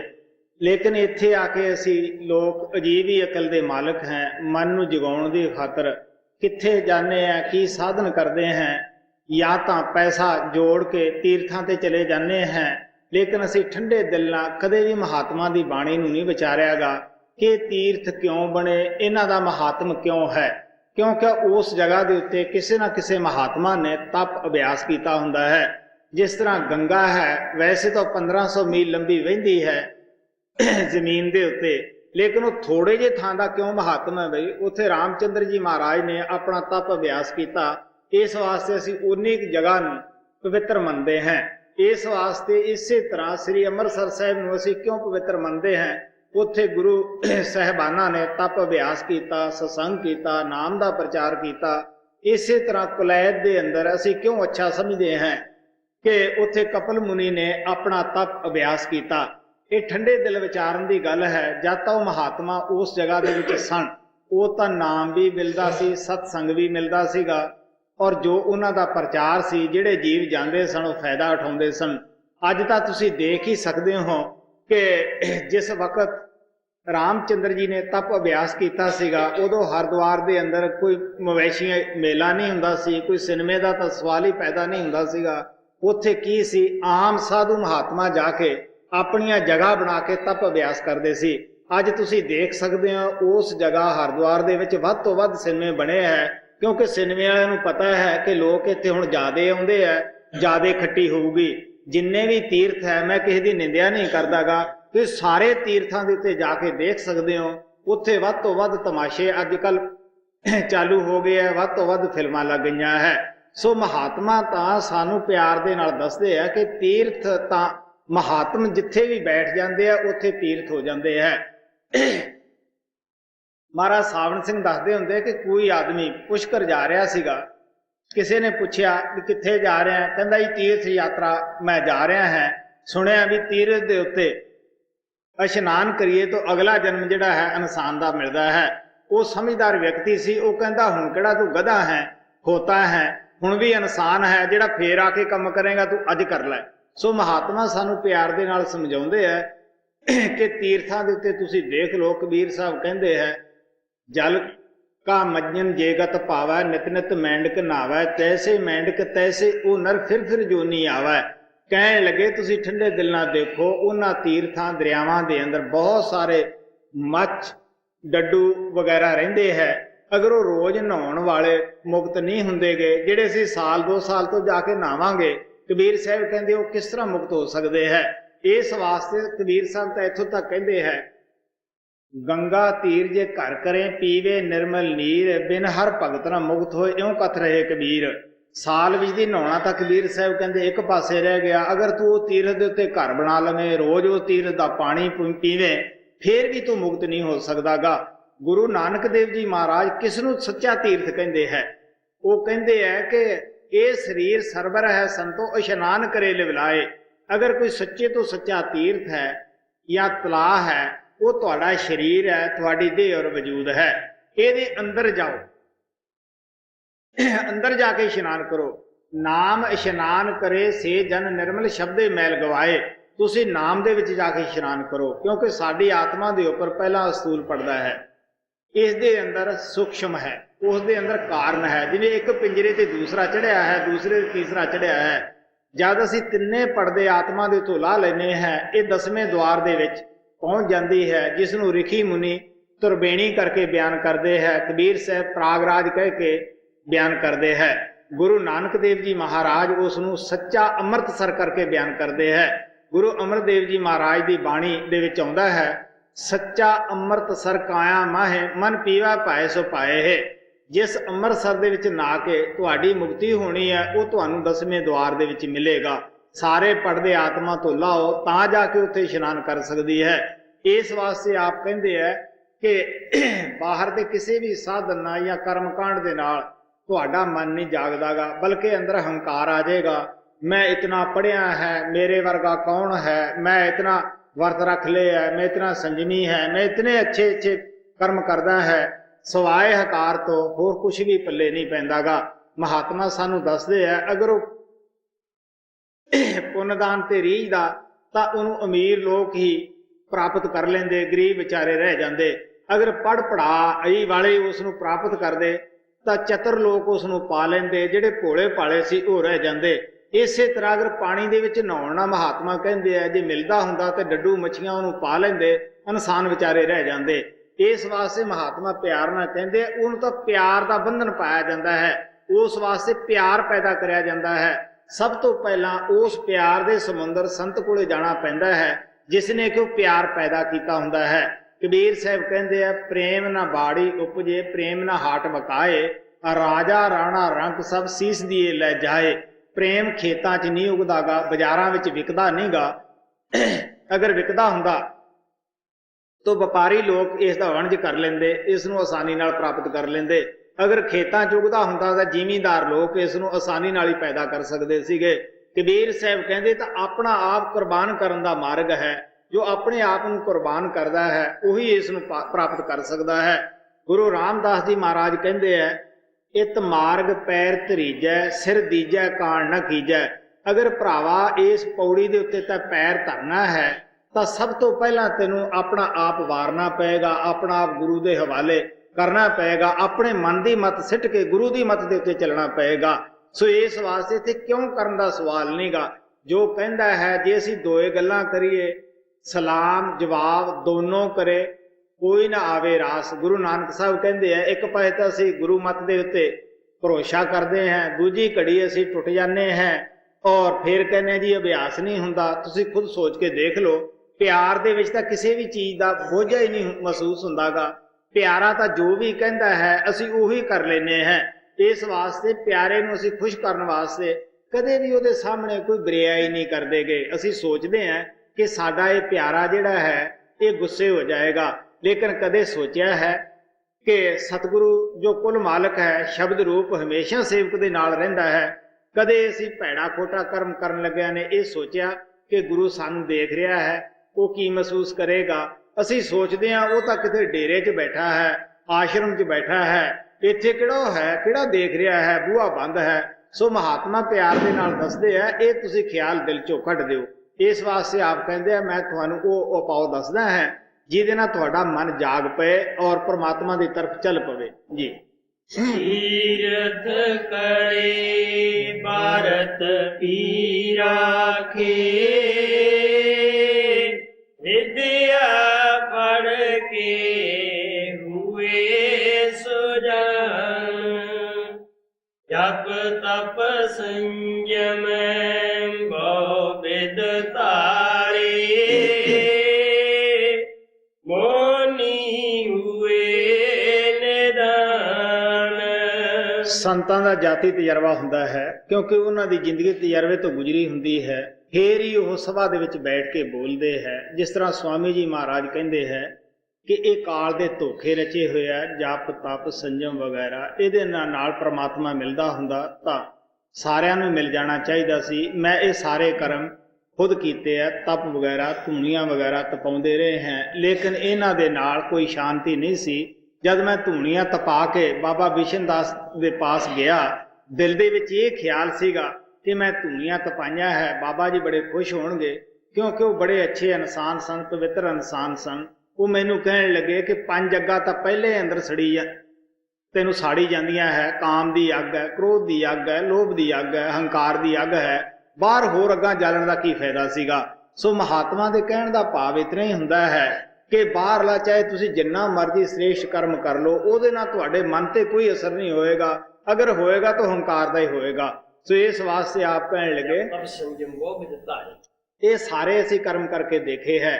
ਗੁਰੂ ਅਰਜਨ ਦੇਵ ਜੀ ਵੀ ਮਹਾਰਾਜ ਕਹਿੰਦੇ ਹੈ ਪਾਠ ਪੜ੍ਹਿਓ ਅਰ ਵੇਦ ਵਿਚਾਰਿਓ, ਨਿਵਲ ਕੋਈ ਅੰਗਮ ਸਾਧੇ, ਪੰਜ ਜੰਨਾ ਸੋ ਸੰਗ ਨਾ ਛੁਟਕੇ, ਅਦਕ ਐ ਬੁੱਧ ਬਾਧੇ, ਪਿਆਰੇ ਇਨ ਵਿਦ ਮਿਲ ਨ ਜਾਈ, ਮੈਂ ਕੀਏ ਕਰਮ ਅਨੇਕਾ, ਹਾਰ ਪਰਿਆ ਸੁਆਮੀ ਕੇ ਦੁਆਰੇ, ਦੀਜੈ ਬੁੱਧ ਬਬੇਕਾ, ਮੋਨ ਰਹਿਓ ਕਰ ਪਾਤੀ ਰਹਿਓ, ਨਗਨ ਫਿਰਿਓ ਬਨ ਮਾਹੀ, ਤਟ ਤੀਰਥ ਸਭ ਧਰਤੀ ਭਰਮਿਓ, ਦੁਬਦਾ ਛਿੜਕੈ ਨਾਹੀ। ਆਪ ਕਹਿਣ ਲੱਗੇ ਧਰਤੀ ਦੀ ਪ੍ਰਕਰਮਿਆਂ ਵੀ ਕਰਕੇ ਦੇਖੀ, ਮੋਨੀ ਹੋ ਕੇ ਵੀ ਦੇਖਿਆ, ਹੱਥ ਤੇ ਮੰਗਿਆ, ਹੱਥ ਹੀ ਖਾਧਾ ਤੁਰੇ ਜਾਂਦੇ ਨੇ, ਇਹ ਕਰਕੇ ਵੀ ਦੇਖਿਆ, ਜਪ ਤਪ ਪਾਠ ਵਗੈਰਾ ਸਭ ਕੁਝ ਕੀਤੇ, ਲੇਕਿਨ ਗੁਰੂ ਸਾਹਿਬ ਕਹਿਣ ਲੱਗੇ ਸਾਨੂੰ ਇਹਨਾਂ ਕਰਮਾਂ ਨਾਲ ਪ੍ਰਮਾਤਮਾ ਨਹੀਂ ਮਿਲਿਆ।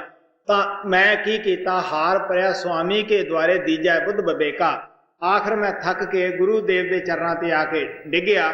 ਉਹਨਾਂ ਨੇ ਸਾਨੂੰ ਵਿਵੇਕ ਬੁੱਧੀ ਦਿੱਤੀ, ਅੱਛੀ ਗੱਲ ਨੂੰ ਨਾਮ ਨੂੰ ਸਮਝਣ ਦੀ ਬੁੱਧੀ ਦਿੱਤੀ। ਸੋ ਇਸ ਵਾਸਤੇ ਆ ਪਿਆਰ ਦੇ ਨਾਲ ਦੱਸਦੇ ਆ, ਇਹਨਾਂ ਕਰਮਾਂ ਨਾਲ ਉਹ ਮਨ ਸਾਡਾ ਜਾਗਦਾ ਨਹੀਂਗਾ, ਬਲਕਿ ਹੋਰ ਵੀ ਹੰਕਾਰ ਦੀ ਮੈਲ ਲਾ ਲੈਂਦਾ ਹੈ ਜੀ।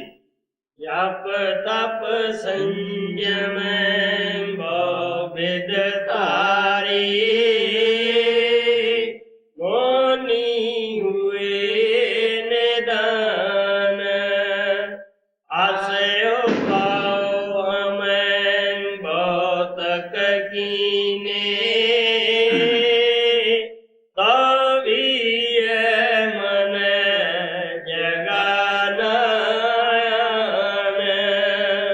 ਕਹਿੰਦੇ ਕਿ ਹੋਰ ਵੀ ਬਹੁਤ ਸਾਰੇ ਉਪਾਅ ਅਸੀਂ ਕੀਤੇ, ਲੇਕਿਨ ਇਹ ਮਨ ਜਾਗਿਆ ਨਾ, ਬਲਕਿ ਹੰਕਾਰ ਨੂੰ ਖੜਾ ਕਰਕੇ ਵਿੱਚ ਹੋਰ ਦੀਵਾਰ ਕਰੜੀ ਬਣਾ ਕੇ ਬੈਠ ਗਿਆ। ਆਸਿਓ ਪਾਉ ਹਮੈਂ ਬਹੁਤ ਕੀਨੇ, ਤਾਵੀਏ ਮਨ ਜਗਾਨਨ। ਖੋਜਤ ਖੋਜਤ ਸਤਿਗੁਰ ਪਾਏ, ਪੁਨਿਐ ਜੁਗਤ ਕਹੀ ਪਰਮਾਨ। ਪਰਮ ਪਿਤਾ ਕਿਰਪਾਲ ਕਹਿੰਦੇ ਹੁੰਦੇ ਸਨ, ਭੁੱਖੇ ਨੂੰ ਰੋਟੀ, ਪਿਆਸੇ ਨੂੰ ਪਾਣੀ ਕੁਦਰਤ ਦਾ ਅਸੂਲ ਹੈ, ਜ਼ਰੂਰ ਦਿੰਦੀ ਹੈ। ਜੇ ਸਾਡੇ ਅੰਦਰ ਤੜਫ ਹੈ, ਉਹ ਪ੍ਰਮਾਤਮਾ ਜ਼ਰੂਰ ਉਸ ਤੜਫ ਨੂੰ ਬੁਝਾਉਣ ਵਾਸਤੇ, ਤੜਫ ਨੂੰ ਸ਼ਾਂਤ ਕਰਨ ਵਾਸਤੇ ਜ਼ਰੂਰ ਆਉਂਦਾ ਹੈ। ਉਹਨੂੰ ਸੱਦਣ ਦੀ ਲੋੜ ਨਹੀਂ, ਸਿਰਫ ਤੜਫ ਬਣਾਉਣ ਦੀ ਲੋੜ ਹੈ। ਉਹਦੇ ਵਾਸਤੇ ਪਵਿੱਤਰ ਬਣਨ ਦੀ ਲੋੜ ਹੈ, ਉਹਨੂੰ ਪਵਿੱਤਰਤਾ ਪਿਆਰੀ ਹੈ। ਮਹਾਰਾਜ ਕਿਰਪਾਲ ਕਹਿੰਦੇ ਹੁੰਦੇ ਸੀਗੇ ਕਿ ਭਗਵਾਨ ਦਾ ਮਿਲਣਾ ਨਹੀਂ ਔਖਾ, ਇਨਸਾਨ ਦਾ ਬਣਨਾ ਹੀ ਔਖਾ ਹੈ। ਸੋ ਇਸ ਵਾਸਤੇ ਭਗਵਾਨ ਤਾਂ ਇਨਸਾਨ ਦੀ ਤਲਾਸ਼ ਦੇ ਵਿੱਚ ਫਿਰਦਾ ਹੈ। ਹੁਣ ਅਸੀਂ ਇਹ ਸੋਚਦੇ ਹਾਂ ਕਿ ਦੁਨੀਆ ਦਾ ਵਿਸ਼ੇ ਬਕਾਰਾਂ ਕਰਨੀਓ ਵੀ ਸਾਡਾ ਮਨ ਨਾ ਮੁੜੇ, ਇਹ ਵੀ ਸਵਾਦ ਅਸੀਂ ਚੱਖ ਲਈਏ ਔਰ ਪ੍ਰਮਾਤਮਾ ਵੀ ਸਾਨੂੰ ਮਿਲ ਜਾਵੇ। ਕਬੀਰ ਸਾਹਿਬ ਕਹਿੰਦੇ ਹੈ ਕਿ ਇਹ ਦੋ ਗੱਲਾਂ ਕਦੇ ਨਹੀਂ ਹੋ ਸਕਦੀਆਂ। ਕਦੇ ਵੀ ਜ਼ਿੰਦਗੀ 'ਚ ਨਹੀਂ ਦੇਖਿਆ ਕਿ ਇੱਕ ਖੜਗ ਦੇ ਵਿੱਚ ਦੋ, ਇੱਕ ਮਿਆਨ ਦੇ ਅੰਦਰ ਦੋ ਤਲਵਾਰਾਂ ਪਈਆਂ ਹੋਣ। ਗੁਰੂ ਨਾਨਕ ਦੇਵ ਜੀ ਮਹਾਰਾਜ ਕਹਿੰਦੇ ਹੈ, ਜਬ ਇਹ ਰਸ ਆਵੈ ਤਬ ਉਹ ਨਾ ਰਹਾਵੈ। ਇੱਕ ਰਸ ਹੀ ਲਵੋਗੇ, ਜਾਂ ਸ਼ਬਦ ਨਾਮ ਦਾ ਰਸ ਲਓ, ਜਾਂ ਪ੍ਰਮਾਤਮਾ ਨੂੰ ਪਾ ਸਕਦੇ ਹੋ, ਜਾਂ ਦੁਨੀਆ ਦੇ ਰਸ ਲੈ ਸਕਦੇ ਹੋ। ਇਸ ਵਾਸਤੇ ਆਪ ਪਿਆਰ ਦੇ ਨਾਲ ਦੱਸਦੇ ਹੈ ਕਿ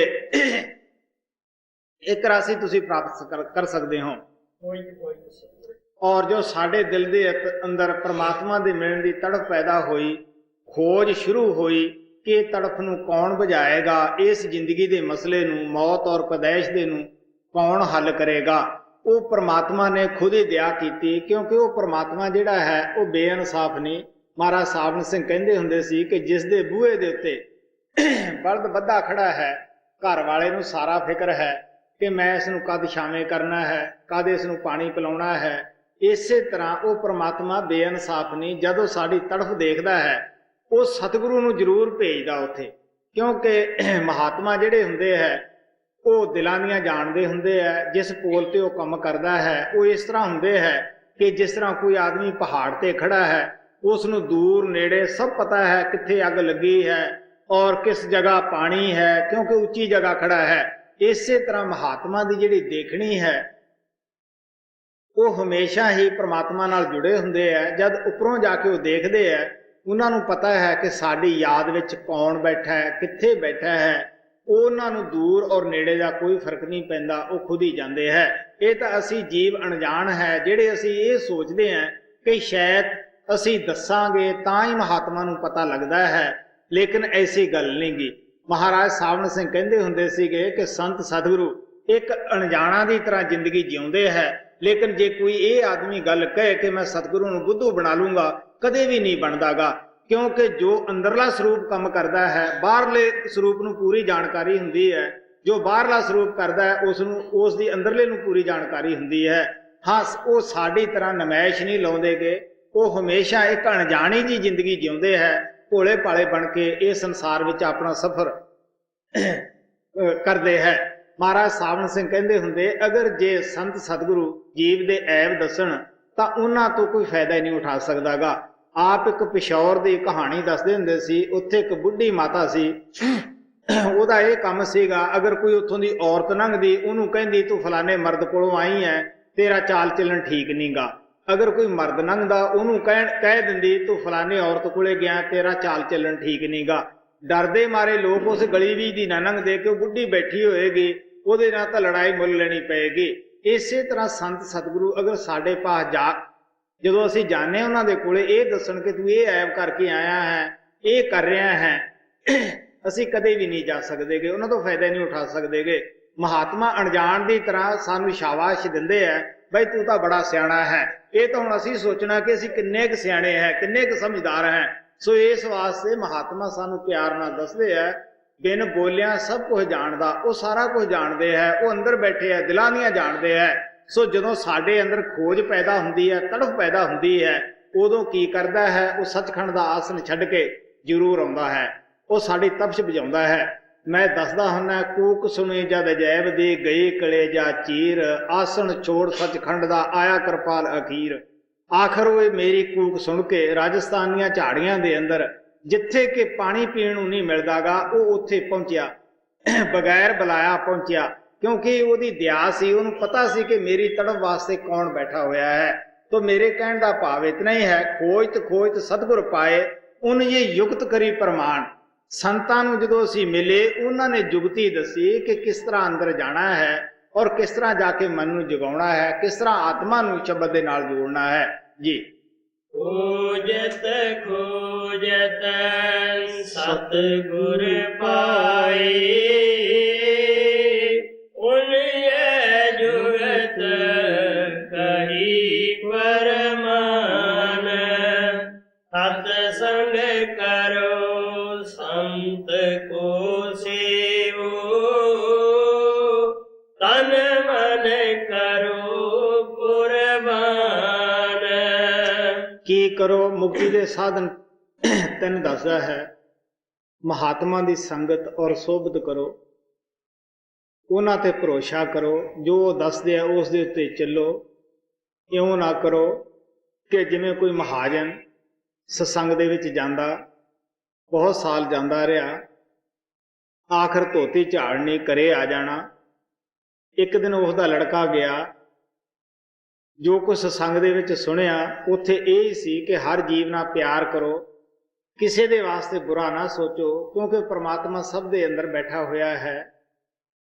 ਘਰੇ ਆਇਆ, ਗਊ ਕਿਤੇ ਦੁਕਾਨ ਦੇ ਉੱਤੋਂ ਆਟਾ ਖਾ ਰਹੇ ਸੀ, ਦਿਲ 'ਚ ਖਿਆਲ ਆਇਆ, ਬਹੁਤ ਮਕਾਨਾਂ ਦਾ ਕਿਰਾਇਆ ਆਉਂਦਾ ਹੈ, ਬਹੁਤ ਪੈਸਾ ਬੈਂਕਾਂ ਦੇ ਅੰਦਰ ਪਿਆ ਹੋਇਆ ਹੈ, ਅਗਰ ਇਹ 2 ਕਿਲੋ ਆਟਾ ਖਾ ਜਾਏਗੀ, ਇਹਦੇ ਅੰਦਰ ਵੀ ਪ੍ਰਮਾਤਮਾ ਹੈ, ਕੀ ਫਰਕ ਪੈਣ ਲੱਗਿਆ ਹੈ। ਸ਼ਾਹੂਕਾਰ ਦੁਕਾਨ ਨੂੰ ਆ ਰਿਹਾ ਸੀ, ਜਦੋਂ ਗਊ ਨੂੰ ਵੇਖਿਆ ਆਟਾ ਖਾਂਦੀ ਨੂੰ, ਉਹ ਬੜਾ ਖਫਾ ਹੋਇਆ। ਉਹ ਅੰਨੇ ਦੇ ਆਨਿਆ, ਤੈਨੂੰ ਦਿਸ ਨਹੀਂ ਰਹੀ ਗਊ ਤੇਰੇ ਕੋਲੇ ਆਟਾ ਖਾ ਰਹੀ ਹੈ। ਉਹ ਕਹਿਣ ਲੱਗਾ, ਪਿਤਾ ਜੀ ਪ੍ਰਮਾਤਮਾ ਨੇ ਬੜਾ ਕੁਛ ਦਿੱਤਾ ਹੈ, ਅਗਰ ਇਹ ਜੀਵ 2 ਬੁਰਕ ਲਾ ਲੇਗਾ ਕੀ ਫਰਕ ਪੈਣ ਲੱਗਿਆ ਹੈ। ਉਹ ਕਹਿਣ ਲੱਗਿਆ, ਇਹ ਤੂੰ ਕਿੱਥੋਂ ਸਿੱਖ ਕੇ ਆਇਆ, ਕਿੱਥੋਂ ਮਤ ਤੈਨੂੰ ਆਈ।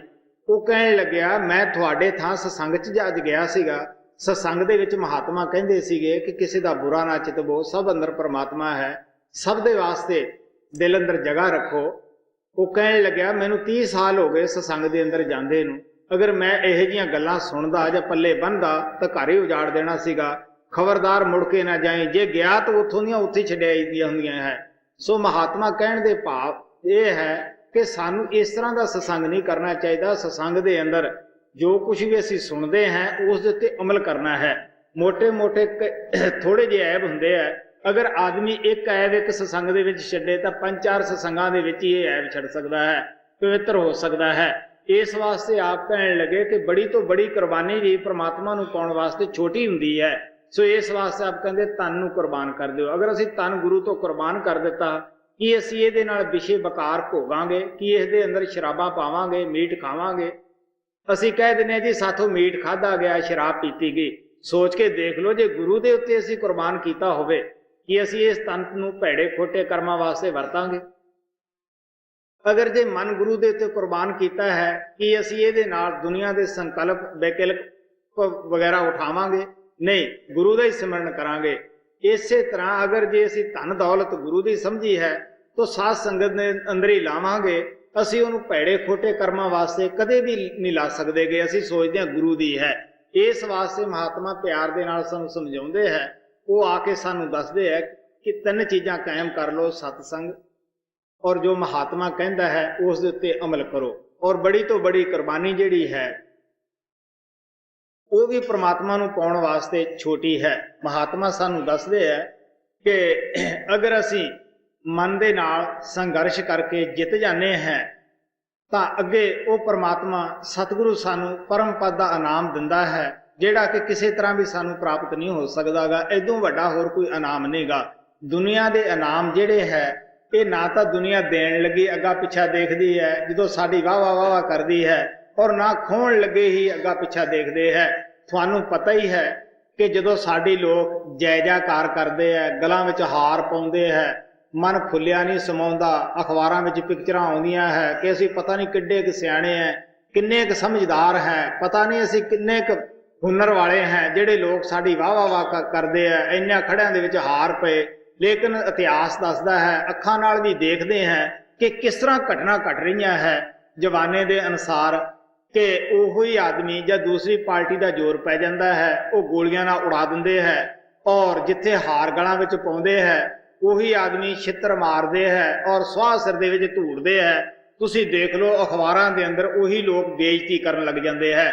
ਸੋ ਮਹਾਤਮਾ ਪਿਆਰ ਨਾਲ ਸਮਝਾਉਂਦੇ ਆ, ਨਾ ਤਾਂ ਦੁਨੀਆ ਦੀ ਜਿਹੜੀ ਵਡਿਆਈ ਹੈ ਇਹ ਮਹਾਤਮਾ ਪ੍ਰਾਪਤ ਕਰਨ ਵਾਸਤੇ ਸਾਨੂੰ ਦੱਸਦੇ ਆ, ਨਾ ਕੋਈ ਬੇਇੱਜ਼ਤੀ ਤੋਂ ਡਰਾਉਂਦੇ ਆ।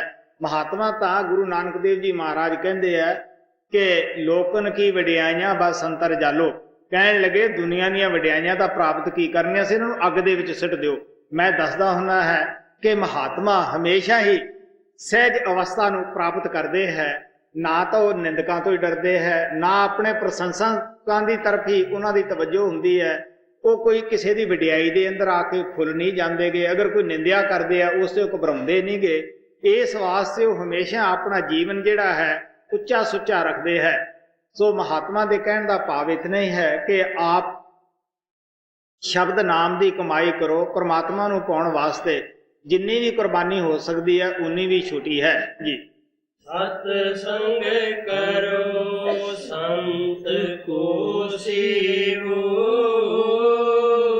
ਤਨ ਮਨ ਕਰੋ ਕੁਰਬਾਨ। ਸਤ ਗੁਰ ਸ਼ਬਦ ਸੁਨੋ ਗਗਨ ਜੜ,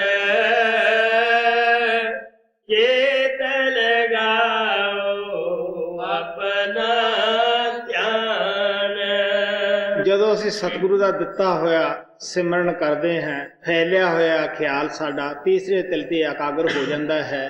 ਅੱਖਾਂ ਤੋਂ ਥੋੜਾ ਜਿਹਾ ਉੱਪਰ ਅਸੀਂ ਹੋ ਜਾਂਦੇ ਹਾਂ ਤਾਂ ਗਗਨ ਇਸ ਨੂੰ ਕਹਿੰਦੇ ਹੈ। ਕਹਿਣ ਲੱਗੇ ਕਿ ਇਸ ਜਗ੍ਹਾ ਆਪਣੀ ਬੈਠਕ ਬਣਾ ਲਓ, ਇਹੀ ਸਾਡੇ ਘਰ ਦੀ ਸ਼ੁਰੂਆਤ ਹੈ, ਇਹੀ ਸਾਡਾ ਬੂਹਾ ਹੈ। ਤਾਂ ਆਪ ਕਹਿਣ ਲੱਗੇ ਕਿ ਉਹ ਸ਼ਬਦ ਸੱਚਖੰਡ ਤੋਂ ਆ ਰਿਹਾ ਹੈ, ਸਾਡੇ ਮੱਥੇ ਦੇ ਵਿੱਚ ਹਮੇਸ਼ਾ ਉਹ ਤਨਕਾਰਾ ਦੇ ਰਿਹਾ ਹੈ ਜੀ। ਸਤਿਗੁਰ ਸ਼ਬਦ ਸੁਨੋ ਗਗਨ ਜੜ, ਚੇਤ ਲਗਾਓ ਆਪਣਾ ਧਿਆਨ। ਜਾਗਤ ਜਾਗਤ ਅਬ ਮਨ ਜਾਗਾ, ਝੂਠਾ ਲਗਾ ਜਹਾਨ। ਜਦੋਂ ਅਸੀਂ ਸ਼ਬਦ ਨਾਮ ਦੀ ਕਮਾਈ ਕਰਦੇ ਹਾਂ, ਜਿਵੇਂ ਜਿਵੇਂ ਪਹਾੜ ਦੀ ਕੋਈ ਨਜ਼ਦੀਕ ਜਾਂਦਾ ਹੈ ਉਵੇਂ ਉਵੇਂ ਸ਼ਰਦੀ ਵੱਧਦੀ ਜਾਂਦੀ ਹੈ, ਗਰਮੀ ਤੋਂ ਛੁਟਕਾਰਾ ਹੁੰਦਾ ਜਾਂਦਾ ਹੈ। ਜਿਸ ਤਰ੍ਹਾਂ ਅਸੀਂ ਜੇ ਗੋਡਿਆਂ ਤੱਕ ਆ ਗਏ ਹੌਸਲਾ ਹੋ ਗਿਆ, ਇਦੋਂ ਉੱਪਰ ਚਲੇ ਗਏ ਹੋਰ ਹੌਸਲਾ ਹੋ ਗਿਆ। ਜਦ ਸਾਡਾ ਖਿਆਲ ਉੱਪਰ ਚਲਿਆ ਜਾਂਦਾ ਹੈ, ਤੀਸਰੇ ਤਿਲ ਤੇ ਬੈਠਕ ਬਣਾ ਲੈਂਦਾ ਹੈ, ਹੋਰ ਸਾਡੇ ਖਿਆਲ ਪਵਿੱਤਰ ਹੋ ਜਾਂਦੇ ਹੈ। ਜਿਵੇਂ ਜਿਵੇਂ ਉੱਪਰ ਤਰੱਕੀ ਕਰਦੇ ਹੈ, ਸਾਡਾ ਮਨ ਦੁਨੀਆ ਦੀ ਤਰਫੋਂ ਸੌਣਾ ਸ਼ੁਰੂ ਹੋ ਜਾਂਦਾ ਹੈ, ਪ੍ਰਮਾਤਮਾ ਦੀ ਤਰਫੋਂ ਜਾਗਣਾ ਸ਼ੁਰੂ ਹੋ ਜਾਂਦਾ ਹੈ। ਜਿਸ ਤਰ੍ਹਾਂ ਪਹਿਲਾਂ ਖਿਆਲ ਇਕੱਠੇ ਕਰਨੇ ਔਖੇ ਹੈ, ਅੰਦਰ ਜਾਣਾ ਔਖਾ ਹੈ, ਫਿਰ ਜਦ ਅਸੀਂ ਅੰਦਰ ਜਾਂਦੇ ਹਾਂ ਫਿਰ ਬਾਹਰ ਆਉਣਾ ਔਖਾ ਹੁੰਦਾ ਹੈ। ਸੋ ਇਸ ਵਾਸਤੇ ਆਪ ਕਹਿੰਦੇ ਆ ਫਿਰ ਦੁਨੀਆ ਦਾ ਸਮਾਨ, ਦੁਨੀਆ ਜਿਹੜੀ ਹੈ ਉਹ ਸਾਰੀ ਝੂਠੀ ਲੱਗਣ ਲੱਗ ਜਾਂਦੀ ਹੈ। ਪ੍ਰੇਮੀ ਆਦਮੀ ਸੱਤ ਵਲੈਤ ਨੂੰ ਵੀ ਇੱਕ ਜੌਂ ਤੇ ਖਰੀਦਣ ਵਾਸਤੇ ਤਿਆਰ ਨਹੀਂ ਹੁੰਦਾਗਾ। ਉਸ ਨੂੰ ਪਤਾ ਹੈ ਕਿ ਇਹ ਤਾਂ ਨਾਸਵਾਨ ਚੀਜ਼ਾਂ ਹੈ, ਇੱਥੇ ਰਹਿ ਜਾਣੀਆਂ ਹਨ ਜੀ। ਜਾਗਤ ਜਾਗਤ ਅਬ ਮਨ ਜਾਗਾ, ਝੂਠਾ ਲਗਾ ਜਾਨ, ਮਨ ਕੀ ਮਦਦ ਮਿਲੀ ਸੂਰਤ ਕੋ, ਦੋਨੋਂ ਆਪਣੇ ਮਹਲ ਸਮਾਨ। ਹੁਣ ਜਿਹੜਾ ਮਨ ਪੰਜਾਂ ਡਾਕੂਆਂ ਦੇ ਵਿੱਚ ਫਸਾਉਂਦਾ ਸੀਗਾ, ਕਾਮ ਕ੍ਰੋਧ ਲੋਭ ਮੋਹ ਹੰਕਾਰ ਦੇ ਅੰਦਰ, ਜਦੋਂ ਇਸ ਮਨ ਨੂੰ ਪਤਾ ਲੱਗਿਆ ਕਿ ਮੇਰਾ ਟਿਕਾਣਾ ਜਿਹੜਾ ਹੈ ਉਹ ਬਰਮ ਹੈ, ਮੈਂ ਬਰਮ ਦਾ ਕਮਾਂਡਰ ਇਨ ਚੀਫ ਹੈ, ਮੈਂ ਵੀ ਦੁਨੀਆ ਦੇ ਜੰਗਲ ਵਿੱਚ ਭਰਮਦਾ ਫਿਰਿਆ, ਦੁੱਖ ਪਾਉਂਦਾ ਫਿਰਿਆ, ਇਹੀ ਮਨ ਫਿਰ ਆਤਮਾ ਦੀ ਮਦਦ ਕਰਨ ਲੱਗ ਜਾਂਦਾ ਹੈ। ਮਨ ਜਿਹੜਾ ਹੈ ਬਰਮ ਦੇ ਵਿੱਚ ਜਾ ਕੇ ਸਮਾ ਜਾਂਦਾ ਹੈ, ਆਤਮਾ ਉੱਪਰ ਸੱਚਖੰਡ ਦੇ ਵਿੱਚ ਚਲੀ ਜਾਂਦੀ ਹੈ, ਆਪੋ ਆਪਣੇ ਘਰ ਜਾ ਕੇ ਆਰਾਮ ਦੀ ਜ਼ਿੰਦਗੀ ਬਤੀਤ ਕਰਦੇ ਹੈ ਜੀ। ਮਨ ਕੀ ਮਦਦ ਮਿਲੀ ਸੂਰਤ ਕੋ, ਦੋਨੋਂ ਆਪਣੇ ਮਹਲ ਸਮਾਨ, ਬਿਨਾ ਸ਼ਬਦ ਇਹ ਮਨ ਨਹੀਂ ਜਾਗੇ, ਕਰੋ ਚਾਹੇ ਕੋਈ ਅਨੇਕ ਵਿਧਾਨ। ਸਵਾਮੀ ਜੀ ਮਹਾਰਾਜ ਕਹਿੰਦੇ ਆ, ਬਗੈਰ ਸ਼ਬਦ ਨਾਮ ਦੀ ਕਮਾਈ ਤੋਂ ਤੁਹਾਡਾ ਮਨ ਜਾਗਦਾ ਨਹੀਂਗਾ, ਜਿੰਨਾ ਚਿਰ ਕਿ ਇਹ ਬਰਮ ਵਿੱਚ ਨਹੀਂ ਪਹੁੰਚ ਜਾਂਦਾਗਾ। ਹੋਰ ਵੀ ਜਿਤਨੇ ਮਰਜ਼ੀ ਹੈ ਤੁਸੀਂ ਉਪਾਅ ਕਰ ਲਓ, ਕਦੇ ਵੀ ਤੁਹਾਡੇ ਮਨ ਨੂੰ ਸ਼ਾਂਤੀ ਨਹੀਂ ਆਏਗੀ, ਤ੍ਰਿਪਤ ਨਹੀਂ ਆਏਗੀ। ਬਿਨਾ ਸ਼ਬਦ ਇਹ ਮਨ ਨਹੀਂ ਜਾਗੇ, ਕਰੋ ਚਾਹੇ ਕੋਈ ਅਨੇਕ ਵਿਧਾਨ, ਯਹੀ ਉਪਾਉ ਸ਼ਾਂਤ ਕਰ ਗਾਇਆ, ਔਰ ਉਪਾਉ ਨਾ ਕਰ ਪਰਮਾਨ। ਸੰਤ ਮਹਾਤਮਾ ਸੁਣੀਆਂ ਸੁਣਾਈਆਂ ਗੱਲਾਂ ਨਹੀਂ ਦੱਸਦੇਗੇ, ਉਹ ਆਪਣਾ ਤਜਰਬਾ ਹੀ ਬਿਆਨ ਕਰਦੇ ਹੈ। ਕਹਿਣ ਲੱਗੇ ਹੋਰ ਮੈਨੂੰ ਪ੍ਰਮਾਣ ਦੇਣ ਦੀ ਲੋੜ ਨਹੀਂ ਗੀ, ਬਗੈਰ ਸੁਰਤ ਸ਼ਬਦ ਦੇ ਅਭਿਆਸ ਤੋਂ ਤੁਹਾਡੇ ਮਨ ਨੂੰ ਸ਼ਾਂਤੀ ਨਹੀਂ, ਤ੍ਰਿਪਤੀ ਨਹੀਂ ਆ ਸਕਦੀ ਗੀ। ਯਹੀ ਉਪਾਉ ਸ਼ਾਂਤ ਕਰ ਗਾਇਆ, ਔਰ ਉਪਾਉ ਨਾ ਕਰ ਪਰਮਾਨ, ਬਿਰਥਾ ਬੈਸ ਬਿਤਾਵੇਂ ਆਪਣੀ, ਲਗੇ ਨ ਕਵੀ ਠਿਕਾਨ। ਹੁਣ ਆਪ ਕਹਿੰਦੇ ਆ ਬੇਅਰਥ ਉਮਰ ਨੂੰ ਅਸੀਂ ਫਜ਼ੂਲ ਦੁਨੀਆ ਦੇ ਰੀਤੀ ਰਿਵਾਜ ਦੇ ਵਿੱਚ ਖਰਾਬ ਕਰ ਜਾਂਦੇ ਹਾਂ, ਨਾ ਕੋਈ ਟਿਕਾਣੇ ਲੱਗਦਾ ਹੈ, ਨਾ ਕੋਈ ਲੱਗ ਸਕਦਾ ਹੈ। ਗੁਰੂ ਨਾਨਕ ਦੇਵ ਜੀ ਮਹਾਰਾਜ ਕਹਿੰਦੇ ਆ, ਜਿਨੀ ਨਾਮ ਵਸਾਰਿਆ ਕਿਆ ਕਰਮ ਕਮਾਵੇ ਹੋਰ, ਨਾਨਕ ਜੰਪਰ ਬੱਧੇ ਮਾਰੀਐ ਜੋ ਸੰਨੀ ਉੱਪਰ ਚੋਰ।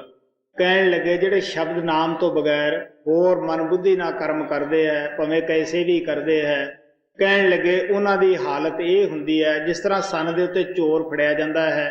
ਪਹਿਲਾਂ ਘਰ ਵਾਲੇ ਕੁੱਟਦੇ ਹੈ, ਫਿਰ ਥਾਣੇ ਵਾਲੇ ਜਿਹੜੇ ਹੈ ਉਹ ਉਸ ਨੂੰ ਕੁੱਟਦੇ ਆ, ਅਦਾਲਤ ਦੇ ਵਿੱਚ ਜਾਂਦਾ ਹੈ, ਉਹ ਸਜ਼ਾ ਦੇ ਦਿੰਦੇ ਹੈ। ਸਾਰੀ ਜ਼ਿੰਦਗੀ ਜੇਲ੍ਹ ਦੇ ਅੰਦਰ ਮਸ਼ੱਕਤ ਕਰਦਾ ਹੀ ਵਕਤ ਖਰਾਬ ਕਰ ਜਾਂਦਾ ਹੈ।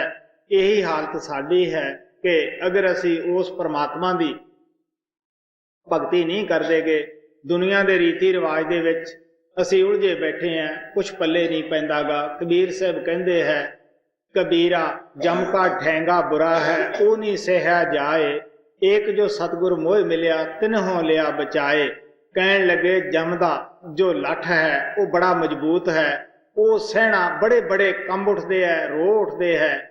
ਆਪ ਕਹਿਣ ਲੱਗੇ ਇੱਕ ਸਤਿਗੁਰੂ ਮਿਲਿਆ ਜਿਹਨੇ ਦਇਆ ਕਰਕੇ ਨਾਮ ਦਿੱਤਾ, ਮੈਨੂੰ ਤਾਂ ਭਰਾਵੋ ਗੁਰੂ ਨੇ ਬਚਾਇਆ ਹੈ। ਮੈਂ ਇਸੇ ਵਾਸਤੇ ਕਹਿਣਾ ਹੈ ਕਿ ਸਤਿਗੁਰ ਪੂਰਾ ਢੂੰਡ ਤੇਰੇ ਭਲੇ ਕੀ ਕਹੂੰ। ਸਵਾਮੀ ਜੀ ਮਹਾਰਾਜ ਕਹਿੰਦੇ ਹੈ ਤੁਸੀਂ ਗੁਰੂ ਨੂੰ ਢੂੰਡੋ, ਉਹ ਤੋਂ ਨਾਮ ਪ੍ਰਾਪਤ ਕਰੋ, ਉਹਦੀ ਸ਼ਰਨ ਵਿੱਚ ਰਹੋ ਜੀ।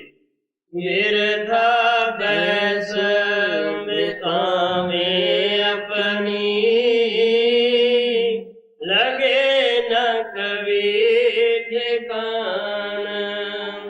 संत बिना सब भटके डोले, बिना संत ने शब्द पहचान। ਜਿੰਨਾ ਚਿਰ ਸੰਤ ਸਤਿਗੁਰੂ ਨਹੀਂ ਮਿਲਦਾਗਾ ਉਹਨਾਂ ਚਿਰ ਅਸੀਂ ਭਟਕਦੇ ਹਾਂ, ਡੋਲਦੇ ਹਾਂ। ਬਗੈਰ ਸੰਤਾਂ ਤੋਂ ਸ਼ਬਦ ਦੀ ਪਛਾਣ ਨਹੀਂ। ਮੈਂ ਦੱਸਦਾ ਹੁੰਦਾ ਹੈ ਕਿ ਅੰਦਰ ਕਾਲ ਦੇ ਵੀ ਸ਼ਬਦ ਹੈ। ਕਾਲ ਕੋਈ ਮੌਕਾ ਹੱਥ 'ਚੋਂ ਨਹੀਂ ਜਾਣ ਦਿੰਦਾਗਾ, ਕਿਉਂਕਿ ਨਿਚਲੇ ਚੱਕਰਾਂ ਦੇ ਉੱਤੇ ਵੀ ਰੋਸ਼ਨੀ ਹੈ, ਸ਼ਬਦ ਦੀਆਂ ਆਵਾਜ਼ਾਂ ਹਨ। ਜਦ ਅਸੀਂ ਕਿਸੇ ਅਧੂਰੇ ਮਹਾਤਮਾ ਦੇ ਪਾਸ ਜਾਂਦੇ ਹਾਂ, ਉੱਥੇ ਕਾਲ ਆਪਣਾ ਤਜਰਬਾ ਦੇ ਦਿੰਦਾ ਹੈ। ਜੀ ਵਿਚਾਰੇ ਲਾਚਾਰ ਹੈ, ਇਹਨਾਂ ਨੂੰ ਪਤਾ ਨਹੀਂ ਕਿ ਇਹ ਜਿਹੜੀ ਜੋਤ ਸਾਨੂੰ ਨਜ਼ਰ ਦੇ ਵਿੱਚ ਆਉਂਦੀ ਹੈ ਇਹ ਕਿਹੜੇ ਚੱਕਰ ਦੀ ਹੈ, ਕਿੱਥੋਂ ਦੀ ਹੈ।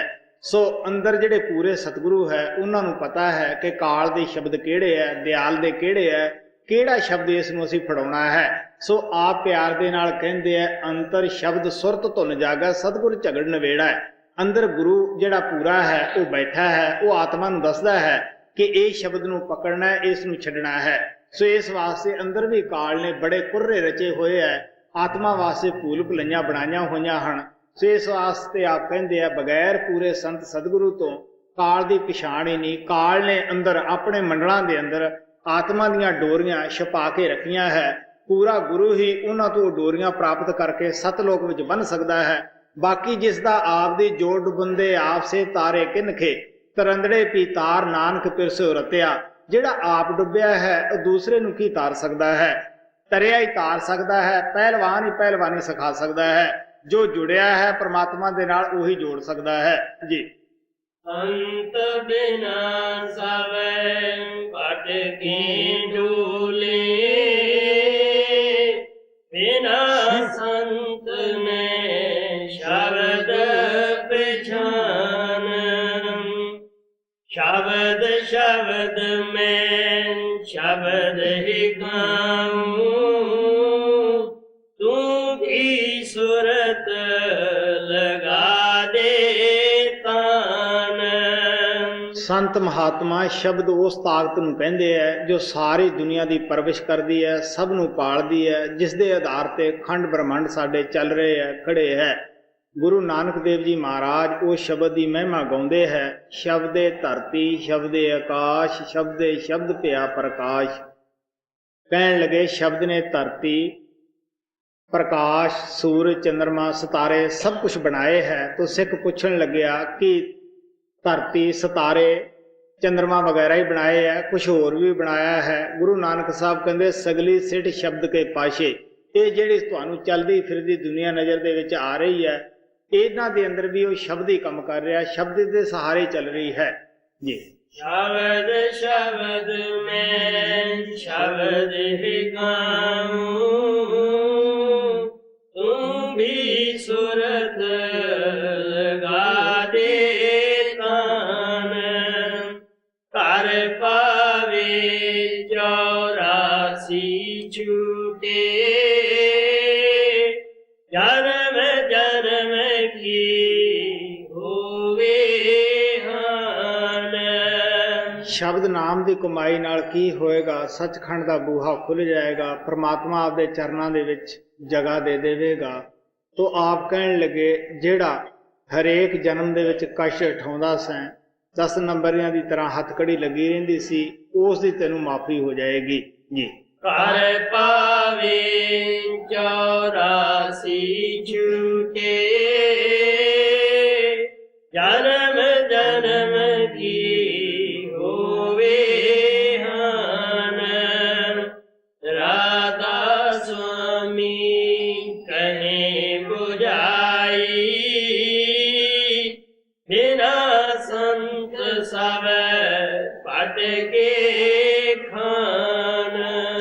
ਸਵਾਮੀ ਜੀ ਮਹਾਰਾਜ ਨੇ ਇਹ ਛੋਟੇ ਜਿਹੇ ਸ਼ਬਦ ਦੇ ਅੰਦਰ ਬੜੇ ਪਿਆਰ ਨਾਲ ਦੱਸਿਆ ਕਿ ਕਿਸ ਤਰ੍ਹਾਂ ਅਸੀਂ ਗਫਲਤ ਦੇ ਅੰਦਰ ਸੁੱਤੇ ਹੋਏ ਹਾਂ, ਮਨ ਸਾਡਾ ਸਾਡੇ ਉੱਤੇ ਹਾਵੀ ਹੋਇਆ ਬੈਠਾ ਹੈ। ਕਿਉਂਕਿ ਜਦ ਕਿਸੇ ਵੀ ਆਤਮਾ ਦੇ ਅੰਦਰ ਪ੍ਰਮਾਤਮਾ ਦੇ ਮਿਲਣ ਦਾ ਸ਼ੌਕ ਪੈਦਾ ਹੁੰਦਾ ਹੈ, ਬਿਰੇ ਤੜਪ ਪੈਦਾ ਹੁੰਦੀ ਹੈ, ਤਾਂ ਮਨ ਕੀ ਕਰਦਾ ਹੈ, ਅਜੀਬ ਹੀ ਕਿਸਮ ਦੇ ਅਭਿਆਸਾਂ ਅੰਦਰ ਫਸਾ ਦਿੰਦਾ ਹੈ, ਸੁਰਤ ਸ਼ਬਦ ਤੋਂ ਦੂਰ ਲੈ ਜਾਂਦਾ ਹੈ। ਸੋ ਇਸ ਵਾਸਤੇ ਆਪ ਕਹਿੰਦੇ ਆ ਬਾਹਰ ਦਾ ਜਿਤਨਾ ਵੀ ਰੀਤੀ ਰਿਵਾਜ ਹੈ ਉਹਦੇ ਨਾਲ ਤੁਹਾਡਾ ਮਨ ਨਹੀਂ ਜਾਗਦਾਗਾ। ਮਨ ਜਦੋਂ ਵੀ ਜਾਗੇਗਾ ਸ਼ਬਦ ਨਾਮ ਦੀ ਕਮਾਈ ਨਾਲ ਹੀ ਜਾਗੇਗਾ। ਤੋ ਆਪ ਕਹਿਣ ਲੱਗੇ ਬਗੈਰ ਸੰਤ ਸਤਿਗੁਰਾਂ ਦੀ ਸ਼ਰਨ ਤੋਂ ਸਾਡਾ ਜੰਮਣ ਮਰਨ ਕਦੇ ਵੀ ਨਹੀਂ ਮੁੱਕਦਾਗਾ, ਜਿੰਨਾ ਚਿਰ ਕਿ ਅਸੀਂ ਉਹਨਾਂ ਦੀ ਸ਼ਰਨ ਵਿੱਚ ਨਹੀਂ ਜਾਂਦੇਗੇ। ਗੁਰੂ ਅਮਰਦੇਵ ਜੀ ਮਹਾਰਾਜ ਕਹਿੰਦੇ ਆ ਅਨੇਕ ਜੂਨੀ ਭਰਮ ਆਏ, ਬਿਨ ਸਤਿਗੁਰ ਮੁਕਤ ਨਾ ਪਾਏ, ਫੇਰ ਮੁਕਤ ਪਾਏ ਲੱਗ ਚਰਨੀ, ਸਤਿਗੁਰ ਸ਼ਬਦ ਸੁਣਾਏ। ਭਰਾਵਾ ਮੁਕਤੀ ਇਸੇ ਤਰ੍ਹਾਂ ਹੀ ਹੋਏਗੀ, ਸਤਿਗੁਰੂ ਕੋਲ ਜਾਣਾ ਪਏਗਾ, ਨਾਮ ਪ੍ਰਾਪਤ ਕਰਨਾ ਪਏਗਾ। ਤੇਰੀ ਮਰਜ਼ੀ ਹੈ ਜੇ ਹੋਰ ਜੂਨੀਆਂ ਵਿੱਚ ਚੱਕਰ ਮਾਰਨੇ ਆ, ਲੇਕਿਨ ਮੁਕਤੀ ਜਦ ਹੋਏਗੀ ਸ਼ਬਦ ਨਾਮ ਦੀ ਕਮਾਈ ਨਾਲ ਹੀ ਹੋਏਗੀ। ਪਰ ਪਾਵੇ 84 ਝੂਠੇ, ਜਨਮ ਜਨਮ ਕੀ ਹੋਵੇ ਹਾਨ। ਰਾਧਾ ਸੁਆਮੀ ਕਹੇ ਬੁਝਾਈ, ਬਿਨਾ ਸੰਤ ਸਭ ਭਟਕੇ।